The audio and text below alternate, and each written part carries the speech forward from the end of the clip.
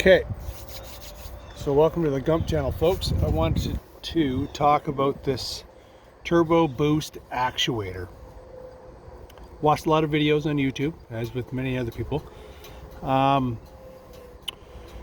boost was completely terrible. I had to buy a Bosch vacuum gauge or a boost gauge. Mine is a double. It doubles as a vacuum gauge or a boost gauge. It's up on the dash and it's just haphazardly run. I ran it through the neoprene here. Works very, very well. I'll maybe move it off the front of my hood so I don't look like too much of a redneck. But before you start cutting and adjusting and building one of these, you have to get a boost reference to see where you're at, because this can drastically increase your boost to the extent you will blow your head gaskets out of this thing. This does not have ARP head stud bolts or new three-piece head gaskets with a metal liner to be able to handle the boost that this thing never ever put out. So it's very, very, very important that you reference that boost. I can't stress that enough. If you can't reference the boost, don't touch it. When I took it out, I put this on. I had great expectations, and I thought, it was just what it was. Took it out, took for a drive, and I ended up having 1.5 pounds of boost. So I can almost call that a factory defect as far as the boost gauge is concerned. So basically, long story short is this whole thing was running on motor, and that was fine. I got it down the road. I was not greatly impressed with it. I was impressed with the fuel mileage that came out of it.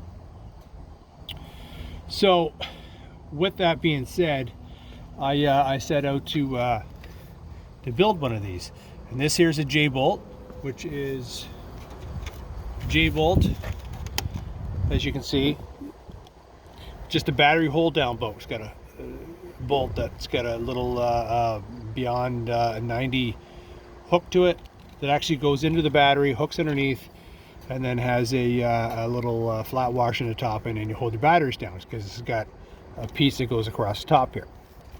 So as you can see, we'll call that the throat. There's no threads on it, and that, if I was to use that there, I wouldn't be able to actually tighten this down, right? So what I ended up having to do was cutting it about here, turn that same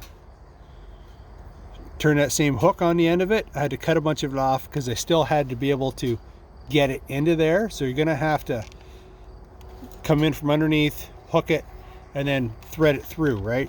And as you can see, this is not a perfectly 90. It's got a bit of a, we'll call it a 10-degree bend on it.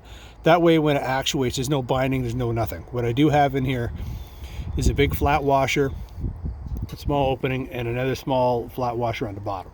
Doesn't really need one on the bottom, but I put one in anyways just to kind of keep it from slopping around.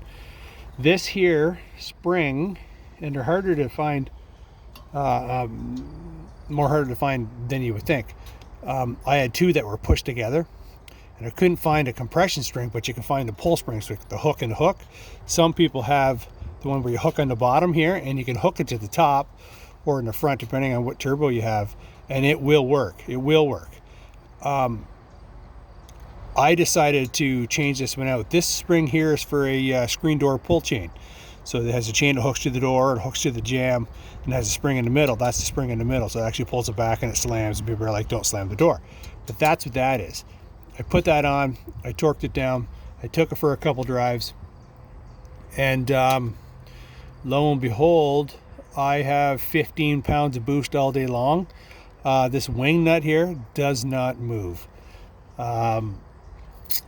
I have a harder time now because of some of the mods I've done. I did a 4-inch FlowPro muffler system on it. Not the downpipe, because the downpipe wouldn't come off, and I actually made an intake tube out of the downpipe. So one of the easiest mods you can do for the 6.5, doesn't take much, bit of a grinder. I had to use a bit of a torch on here to get red hot to bend that hook back. But other than that, it's really, really easy, and it's the first mod I would do other than getting the boost reference gauge. So you end up cutting this, I end up cutting that with the grinder, just exactly like that, straight in across. Don't hit anything. There's not really too much to hit in there anyways. Grab a pair of pliers, pried it off, clean that out. There's a little gasket or a factory, almost like an accordion in there. Almost the same as this factory weave in here. You can tell it wasn't really meant to do much and it was poorly designed anyways. Unplug that from it. When you unplug it, you'll get no reference codes. You won't get any of that kind of stuff. Manufacture this bolt, turn the bottom, put the spring in, crank it down, reference it.